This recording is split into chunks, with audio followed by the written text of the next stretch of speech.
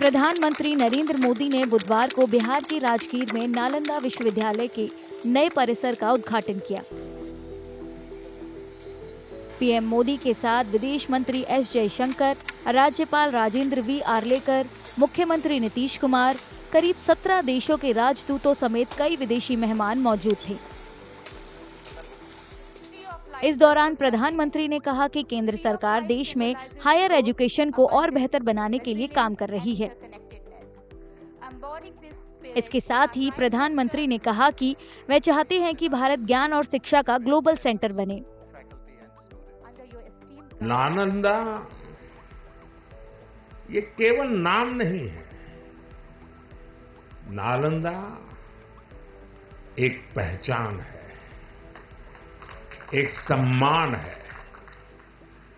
नालंदा एक मूल्य है, नालंदा एक मंत्र है, गौरव है, गाथा है। नालंदा है उद्घोष इस सत्य का कि आग की लपटों में पुस्तकें भले जल जाएं, लेकिन आग की लपटें ज्ञान को नहीं मिटा सकती। In the rebuilding of the Nalanda University, there are multiple messages, both national and international. Friends, today we are here to witness the revival of a global bridge of learning that can build relationships even further than in the past. Education, training, and capacity building are the most effective ways of promoting international understanding. This is a particular commitment that we all must have towards the global south. Nalanda विश्वविद्यालय के chancellor Arvind Panagariya ने कहा कि नया परिसर प्राचीन नालंदा की याद दिलाती है, जिसने दुनिया भर के छात्रों को आकर्षित किया।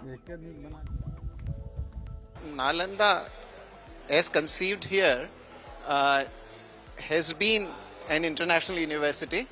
Our legislation of Nalanda University has casted the university in those terms. Project was started with the cooperation of more than a dozen countries from Southeast Asia, and the ambassadors we have here today are from those countries and other friendly countries. So this is very much, in the spirit of the ancient Nalanda.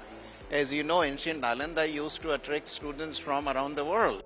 नए परिसर का उद्घाटन करने से पहले प्रधानमंत्री मोदी ने विश्वविद्यालय के पास बने विश्व धरोहर नालंदा महाविहार का दौरा किया। प्राचीन नालंदा विश्वविद्यालय 5वीं शताब्दी से वजूद में था। तब से ही यहाँ दुनिया भर के छात्र पढ़ने आते थे। जानकारों के मुताबिक 12वीं शताब्दी में हमलों से पहले तक ये प्राचीन विश्वविद्यालय 800 साल तक फलता फूलता रहा। इस शैक्षणिक संस्थान की स्थापना 2010 में नालंदा विश्वविद्यालय अधिनियम के तहत की गई। हालांकि 2014 में यहाँ काम शुरू हुआ।